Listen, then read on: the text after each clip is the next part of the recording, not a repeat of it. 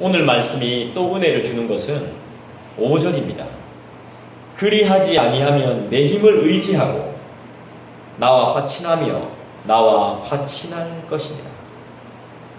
4절을 이어서 5절을 문맥상으로 이어서 연결한다면 찔레와 가시의 역할을 하지 않고 내 말 듣고 내 힘 의지하고 하나님의 힘을 의지하고 또 나랑 화평을 구하면 화평케 해주겠다는 겁니다.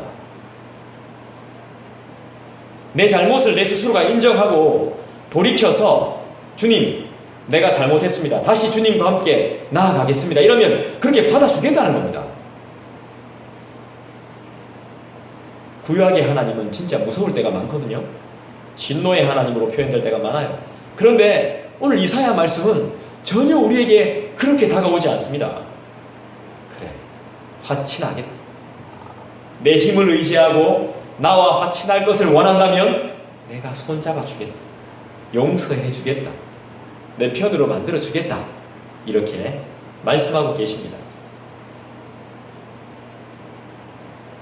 어차피 하나님을 대적하는 무리는 멸망하게 되어 있습니다. 전부, 미안한 이야기지만 전부 멸망할 겁니다. 따라서 하나님이 직접 말씀하십니다.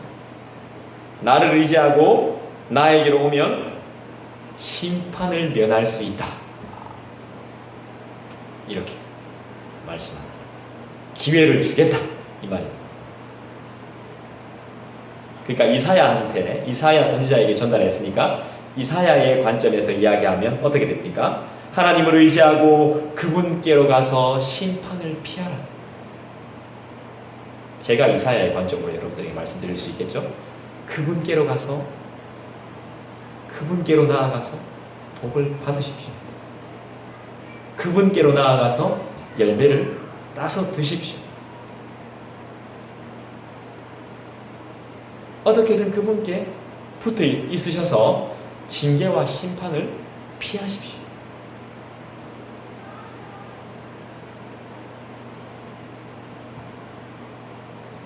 그래서 우리는 이 말씀을 통해서 회개할 필요가 있는 것이죠.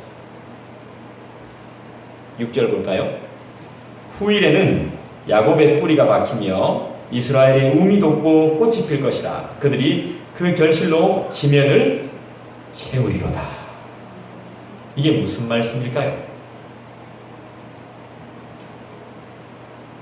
하나님의 백성에겐 소망이 있다는 것입니다. 미래가 있다는 것입니다. 그걸 뭘로 표현하냐 하면 나무의 결실로 비유하고 있는 겁니다.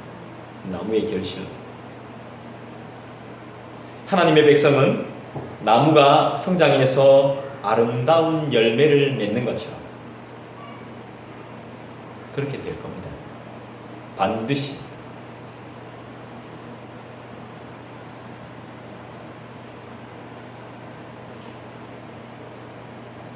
우리는 하나님의 백성이 맞습니까? 하나님의 자녀가 맞습니까? 아름다운 열매 맺기를 간절히 원하고 소망합니다. 그리고 우리의 삶 가운데 하나님이 주시는 아름다운 열매를 맺기를 간절히 축원을 드립니다. 말씀을 맺을게요. 성경은 성도들을 공격하는 마귀와 세상의 세력들을 리워야단, 뱀이나 용과 같은 괴물로 자주 묘사합니다.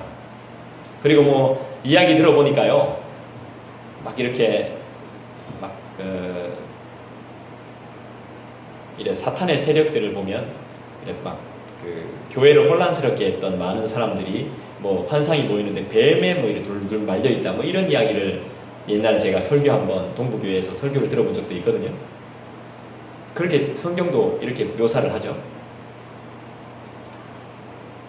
이게 왜 그러냐 하면 우리의 원수들은요, 그만큼 강력한 힘이 있다는 거예요. 굉장히 혐오스럽다는 것입니다. 우리의 원수들은. 그리고 우리가 화가 날 때를 보십시오. 우리의 모습이 정말 혐오스럽습니다. 하나님이 없는 모습은 굉장히 혐오스러워요.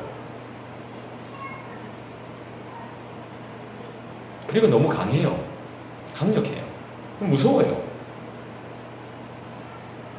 사탄의 영향력 아래 있는 세상은 정치, 경제, 문화, 이 군사, 이 강력한 힘으로, 아주 큰 힘으로 성도들을 핍박하고 성도들을 유혹합니다. 여러분, 뱀에게 물리면 어떻게 됩니까? 독사한테 물리면 어떻게 됩니까? 죽습니다. 왜 죽죠? 독이 온몸에 퍼져서 죽습니다. 그죠? 독사한테 딱 물리면 그 독이 우리 몸에 팍 퍼져요. 그래서 사람이 죽어버려요. 마귀의 세력에 물린 자들, 마귀의 세력에 천천히 물든 자들, 이 물린 자들, 이 마귀의 그런 악한 유혹들이 막 퍼지겠죠. 그 고통에서 절대로 벗어날 수가 없습니다. 마음이 힘들면서도 죄를 짓는 겁니다. 아닌데 하면서 죄를 짓는 거예요. 이건 아닌데 하면서도 막 죄를 짓는 거예요. 거기 물려가지고. 그런데 성경은요, 하나님이 이런 무서운 마귀의 세력을 단숨에 물리치실 거라고 분명히 약속합니다.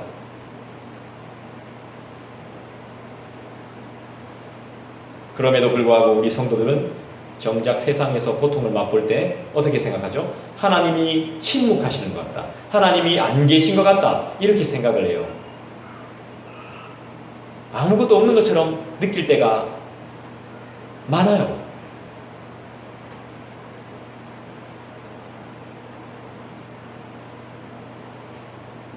근데 하나님이 침묵하시는 게 아닙니다.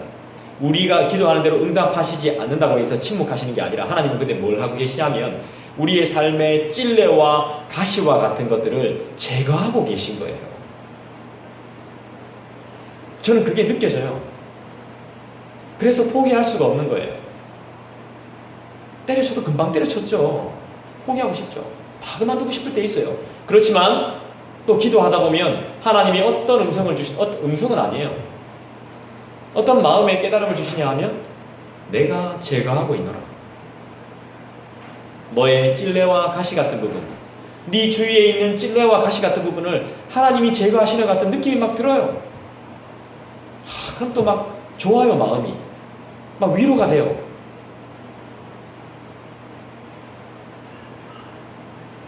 제거해 주시옵소서. 깨끗이.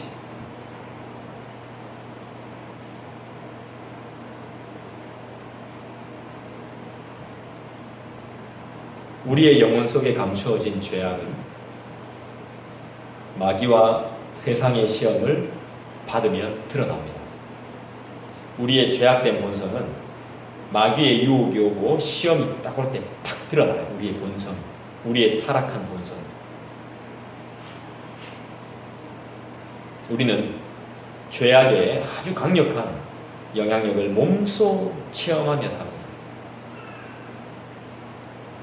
그래서 그것을 즐기는 것이 아니라 하나님만이 나를 구원할 수 있다는 구원의 열망으로 살게 됩니다. 변해갑니다. 강력한 힘을 경험하면서 이것은 아니고 하나님께로 나아가야 된다는 하나님에 대한 열망이 우리 안에 꿈틀거리게 되는 거예요. 그러면 이러한 과정을 겪으면서 우리는 어떻게 돼요? 거룩이라는 것을 사모하게 되고 하나님의 자녀로서 완성되어 가는 겁니다. 수많은 시련과 시험에 부딪혀요. 괴로워해요. 눈물 흘려요. 내 자신 스스로 때문에 힘들어요. 아파해요. 그러면서 우리는 뭘 경험하죠? 이런 과정을 통해서 우리는 의의 열매를 맺는 아름다운 나무로 오늘의 말씀처럼 조금씩 성장해 가는 거예요. 말씀은 그런 힘이 있는 겁니다. 세상은 우리를 성장하게 만들어주지 않습니다. 변화시키지 못합니다, 우리를. 근데 우리는 힘들지만 그래도 하나님의 말씀을 들으면서, 믿음은 들음에서 나잖아요. 믿음을 가지게 되고 또 아름다운 하나님이 주시는 의의 열매를 맺게 된다는 거예요. 여러분들의 저는 소망합니다.